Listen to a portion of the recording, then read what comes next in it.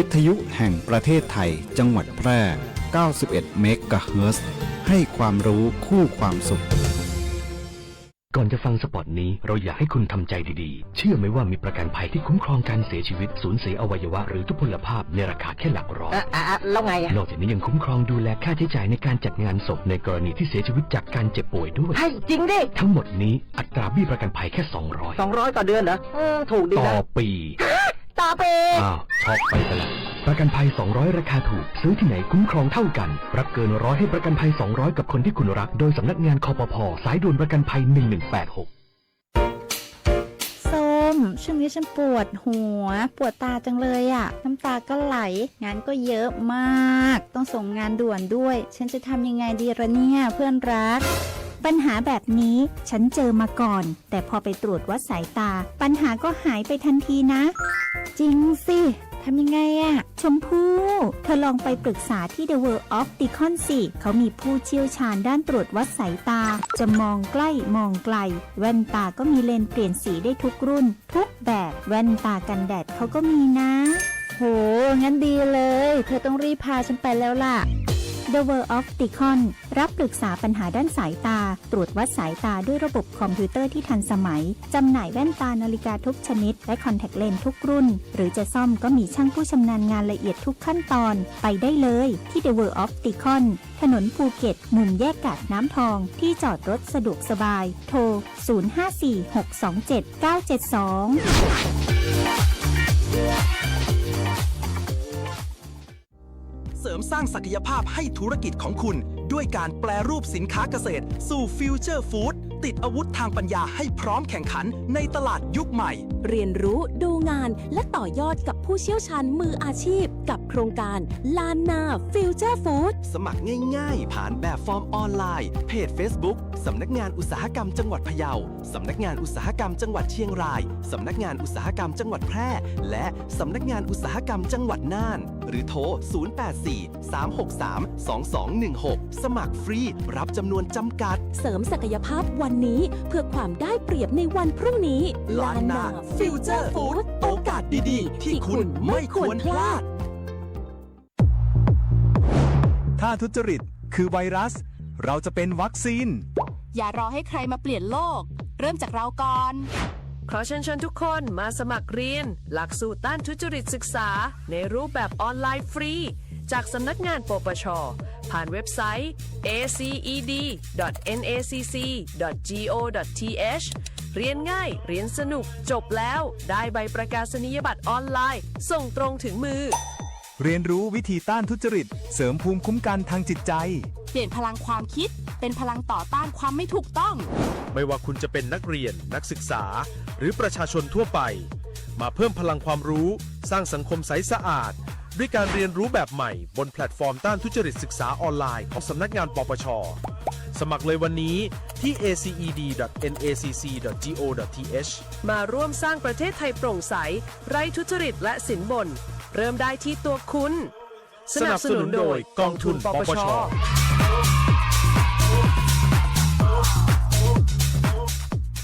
พบเห็นการทุจริตแจ้งสายด่วนปปช.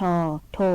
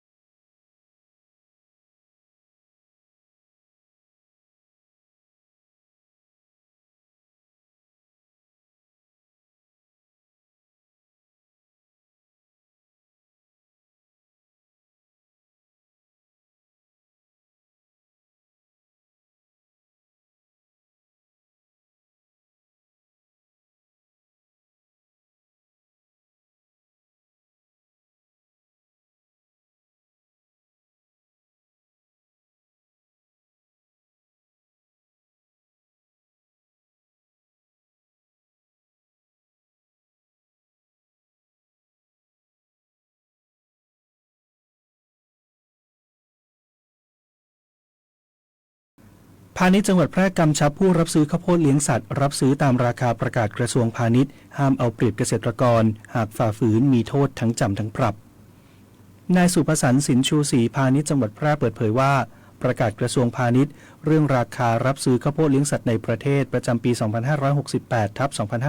2568/2569 ได้กำหนดราคารับซื้อข้าวโพดเลี้ยงสัตว์ในแต่ละพื้นที่โดยในพื้นที่จังหวัดแพร่ผู้รวบรวมหรือลานรับซื้อต้องรับซื้อข้าวโพดเลี้ยงสัตว์ชนิดเมล็ดความชื้น 30% ในราคากิโลกรัมละ6.82 บาทสตางค์และข้าวโพดเลี้ยงสัตว์แห้งชนิดเมล็ดความชื้น 14.5% ราคากิโลกรัมละ8.71 บาทสตางค์ซึ่งสามารถหักลดราคาตามเปอร์เซ็นต์ความชื้นข้าวโพดโดยราคาข้าวโพดเลี้ยงสัตว์ดังกล่าวเป็นราคามาตรฐานข้าวโพดเบอร์ 2ส่วนการปรับลดราคาตามขั้นคุณภาพให้เป็นไปตามการตกลงของผู้ซื้อและผู้ขายอีกทั้งผู้รวบรวมต้องแสดงราคารับซื้อและอัตราการหักลดตามเปอร์เซ็นต์ความชื้นที่บริเวณหน้าสถานที่และจุดรับซื้อสำนักงานพาณิชย์จังหวัดแพร่จึงขอกำชับให้ผู้รวบรวมหรือผู้รับซื้อข้าวโพดเลี้ยงสัตว์ในพื้นที่จังหวัดแพร่รับซื้อตามราคาประกาศดังกล่าวหากฝ่าฝืนจะมีความผิดต้องชำระค่าปรับเป็นพินัยไม่เกิน 10,000 บาทและหากรับซื้อในราคาต่ำกว่าราคาที่แสดงไว้หรือหักลดน้ำหนักความชื้นไม่ตรงกับที่แสดงไว้จะมีความผิดโทษจำคุกไม่เกิน 5 ปีหรือปรับไม่เกิน 100,000 บาทหรือทั้งจำทั้งปรับหากผู้รวบรวมรายใดปฏิเสธหรือประวิงการจำหน่ายข้าวโพดเลี้ยงสัตว์โดยไม่มีเหตุอันควรอาจเข้าข่ายต้องระวังโทษจำคุกไม่เกิน 7 ปีหรือปรับไม่เกิน 140,000 บาทหรือทั้งจำทั้งปรับทั้งนี้หากเกษตรกรไม่ได้รับความเป็นธรรมในการซื้อขายขอให้แจ้งสายด่วนกรมการค้าภายใน1569หรือสำนักงานพาณิชย์จังหวัดแพร่โทรศัพท์054-511-118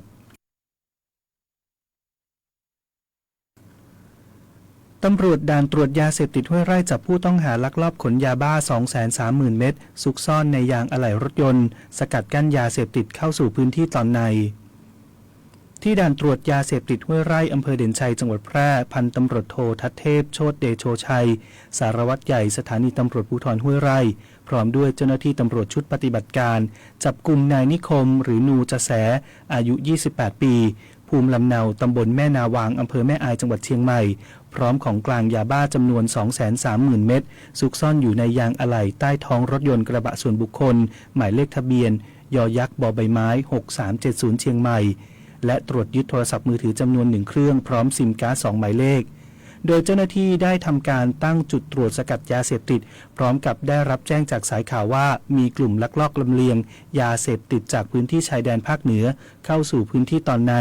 ซึ่งในเวลาต่อมาพบผู้ต้องหาขับรถยนต์กระบะคันดังกล่าวเข้าด่านตรวจแสดงอาการพิรุษเจ้าหน้าที่จึงขอตรวจค้นและนำรถเข้าตรวจด้วยเครื่องเอ็กซเรย์พบความผิดปกติบริเวณยางอะไหล่ใต้ท้องรถยนต์ซึ่งเมื่อตรวจสอบอย่างละเอียดแล้วพบเป็นยาบ้าจำนวนมากซุกซ่อนอยู่ผู้ต้องหาให้การรับสารภาพว่าได้รับการว่าจ้างจากบุคคลไม่ทราบชื่อมีค่าจ้าง 100,000 บาทให้ไปรับยาบ้าที่บรรจุอยู่ในยางรถยนต์บริเวณชายแดนบ้านท่าตอนอำเภอแม่อายจังหวัดเชียงใหม่ให้ลำเลียงเข้าสู่พื้นที่ตอนในเจ้าหน้าที่จึงได้ทำการแจ้งข้อกล่าวหาในความผิดฐานร่วมกันจำหน่ายยาเสพติดให้โทษประเภทหนึ่งเมทแอมเฟตามีนหรือยาบ้าโดยการมีไว้เพื่อจำหน่ายอันเป็นการกระทำเพื่อการค้าและเป็นการก่อให้เกิดการแพร่กระจายในกลุ่มประชาชนจากนั้นจึงได้ควบคุมตัวผู้ต้องหาพร้อมของกลางส่งพนักงานสอบสวนดำเนินคดีเทศบาลตำบลช่อแฮเชิญชวนพุทธศาสนิกชนร่วมทำบุญตักบาตรเทโวโรหณะณวัดพระธาตุช่อแฮพระอารามหลวงวันพุธที่ 8 ตุลาคมนี้นายอดุลไหลทุ่งนายกเทศมนตรีตำบลช่อแฮเปิดเผยว่าเทศบาลตำบลช่อแฮร่วมกับวัดพระธาตุช่อแฮพระอารามหลวงจัดงานประเพณีตักบาตรเทโวโรหณะขึ้นเป็นประจำทุกปีเพื่อให้ชาวพุทธได้ร่วมทำบุญตักบาตรหลังวันออกพรรษาซึ่งตรงกับวันแรม1 ค่ำเดือน 11เป็นการทำบุญตักบาตรที่ชาวพุทธจะได้น้อมรำลึกถึงองค์สมเด็จพระสัมมาสัมพุทธเจ้าซึ่งในครั้งพุทธกาลหลังจากที่พระองค์ได้ตรัสรู้แล้วได้เสด็จขึ้นไปบนสวรรค์ชั้นดาวดึงส์เพื่อเทศนาอภิธรรมปิฎกโปรดพุทธมารดาเป็นระยะเวลาพรรษาหนึ่งและเมื่อถึงวันแรม1 ค่ำเดือน 11จึงได้เสด็จลงมาประทับที่เมืองสังกสะประชาชนได้ต่างรอเฝ้ารับเสด็จและร่วมทำบุญตักบาตรซึ่งประเพณีได้ปฏิบัติสืบทอดต่อกันมาจนถึงปัจจุบันสำหรับปีนี้งานประเพณีตักบาตรเทโวโรหณะตรงกับวันพุธที่ 8 ตุลาคม 2568 โดยจะมีพระภิกษุสงฆ์สามเณรออกรับบิณฑบาตลงมาทางบันไดสิงห์หน้าสวนรุกขชาติช่อแฮผ่านซุ้มประตูวัดพระธาตุช่อแฮไปตามถนนช่อแฮและไปสิ้นสุดที่บริเวณหน้าสถานีตำรวจภูธรพระธาตุช่อแฮเทศบาลตำบลช่อแฮจึงขอเชิญชวนพุทธศาสนิกชนร่วมทำบุญตักบาตรข้าวสารอาหารแห้งเพื่อน้อมรำลึกถึงสมเด็จพระสัมมาสัมพุทธเจ้าและถวายเป็นพุทธบูชาในงานประเพณีตักบาตรเทโวโรหณะประจำปี 2568 ตั้งแต่เวลา 6:30 นาทีเป็นต้นไป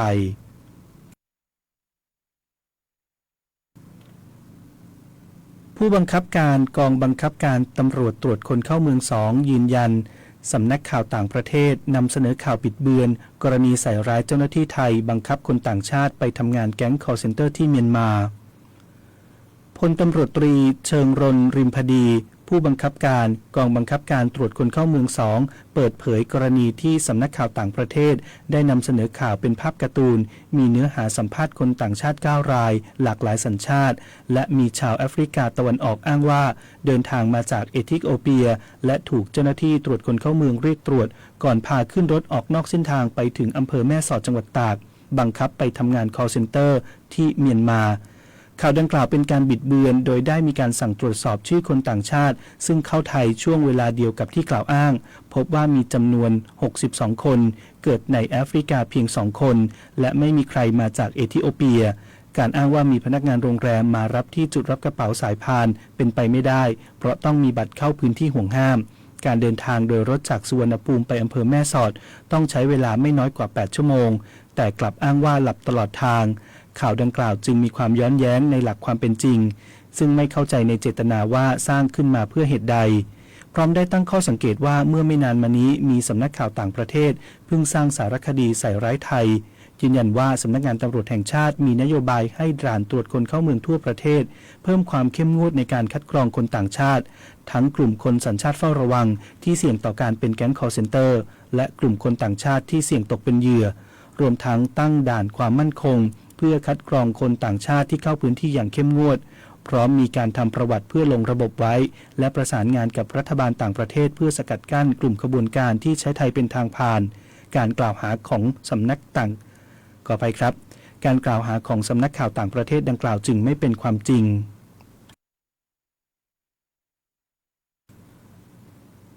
ดีเตือนภัยโจรออนไลน์เปิดบัญชี TikTok ปลอมอ้างเป็นเจ้าหน้าที่ธนาคารปล่อยสินเชื่อนายเวทางพ่วงทรัพย์เลขาธิการคณะกรรมการดิจิทัลเพื่อเศรษฐกิจและสังคมแห่งชาติหรือดีในฐานะโฆษกกระทรวงดิจิทัลเพื่อเศรษฐกิจและสังคมกล่าวถึงผลการติดตามและรับแจ้งข่าวปลอมของศูนย์ต่อต้านข่าวปลอมระหว่างวันที่ 12-18 กันยายน 2568 พบข้อความที่เข้ามาทั้งหมด 15,202 ข้อความเมื่อพิจารณาจากข่าวปลอมที่เกี่ยวข้องกับอาชญากรรมออนไลน์ซึ่งประชาชนสนใจมากที่สุดพบว่าเป็นข่าวที่เกี่ยวกับโครงการสินเชื่อธนาคารรัฐและการให้บริการของหน่วยงานรัฐรวมถึงการชักชวนลงทุนหุ้นในหน่วยงานและองค์กรที่น่าเชื่อถืออันดับหนึ่งคือเรื่องกรุงไทยปล่อยสินเชื่อผ่าน TikTok กระทรวงดีประสานงานกับธนาคารกรุงไทยกระทรวงการคลังตรวจสอบพบว่าเป็นข้อมูลเท็จและขอชี้แจงว่า TikTok ดังกล่าวเป็นมิจฉาชีพซึ่งได้เปิดบัญชีปลอมอ้างปล่อยสินเชื่อจากธนาคารกรุงไทยสำหรับบัญชีดังกล่าวยังได้แอบอ้างนำโลโก้ของธนาคารกรุงไทยไปใช้โดยไม่ได้รับอนุญาตและเผยแพร่ข้อมูลอันเป็นเท็จเพราะธนาคารไม่มีนโยบายปล่อยกู้สินเชื่อผ่านบัญชี TikTok หรือสื่อโซเชียลใดๆทั้งสิ้นดังนั้นจึงขอเตือนประชาชนอย่าหลงเชื่อและหากต้องการสอบถามข้อมูลเพิ่มเติมสามารถติดต่อได้ที่โทรศัพท์ 02-111-1111 นอกจากนี้ขอเตือนประชาชนว่าการให้ข้อมูลหรือติดตั้งแอปพลิเคชันใดๆที่ไม่ได้มาจากช่องทางอย่างเป็นทางการอาจมีความเสี่ยงต่อการถูกขโมยข้อมูลหรือเงินในบัญชีธนาคารได้หากประชาชนพบข่าวน่าสงสัยข้อมูลบิดเบือนสามารถแจ้งเบาะแสและตรวจสอบข่าวปลอมได้ที่โทรสายด่วน1111ต่อ87ตลอด24ชั่วโมง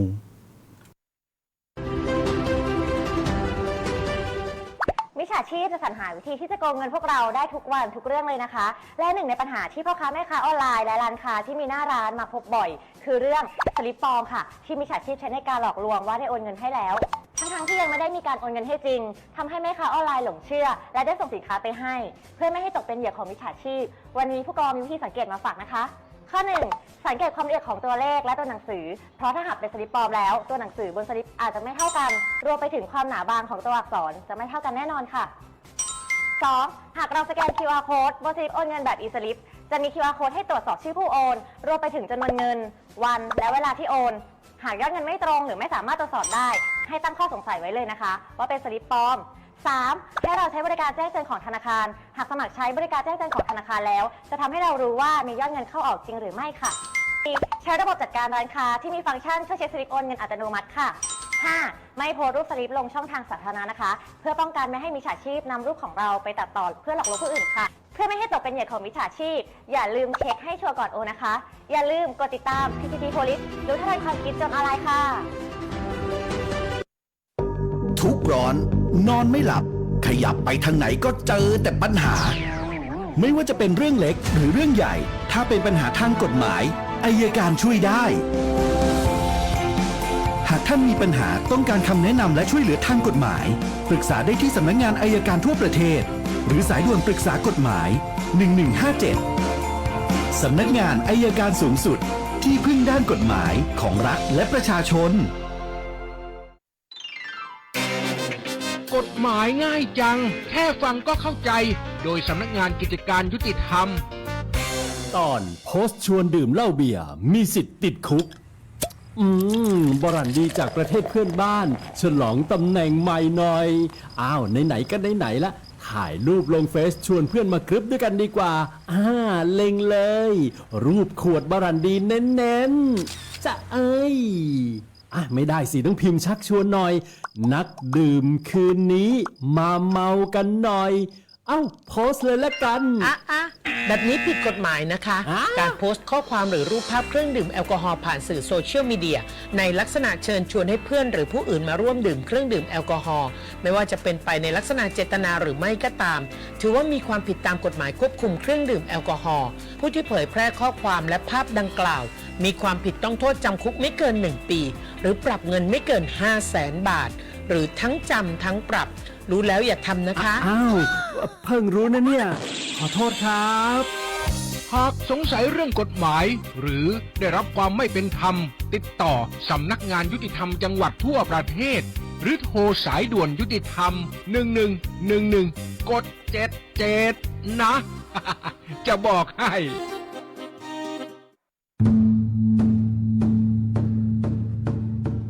ป๊อบหันเบาะแสผู้เสพผู้ขายยาเสพติดในชุมชนโทรสายด่วน1386บ่เสี่ยงอันตรายเฮาจะปกปิดข้อมูลผู้แจ้งเป็นความลับทุกข้อห้องเฮียนสำนักงานปปส.จะดำเนินการกวดสอบหากพบการกระทำความผิดจะเข้าดำเนินการทุกข้อห้องเฮียนด้วยความปรารถนาดีจากสำนักงานปปส.ภาค 5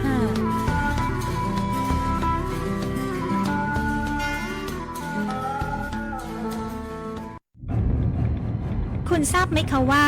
นอกจากการขับรถขณะมึนเมาสุราแล้วอีกสาเหตุหนึ่งที่ทำให้เกิดอุบัติเหตุมากที่สุดคือการขับรถเร็วเกินกว่าที่กฎหมายกำหนดเมื่อคุณขับรถเร็วขึ้น2เท่าระยะทางในการหยุดรถจะเพิ่มขึ้นมากกว่า2เท่า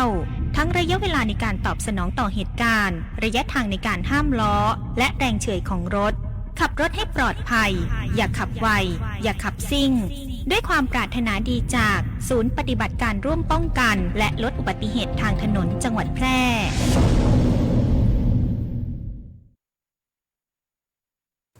ติดตามพยากรณ์อากาศประจำวันจากสถานีอุตุนิยมวิทยาแพร่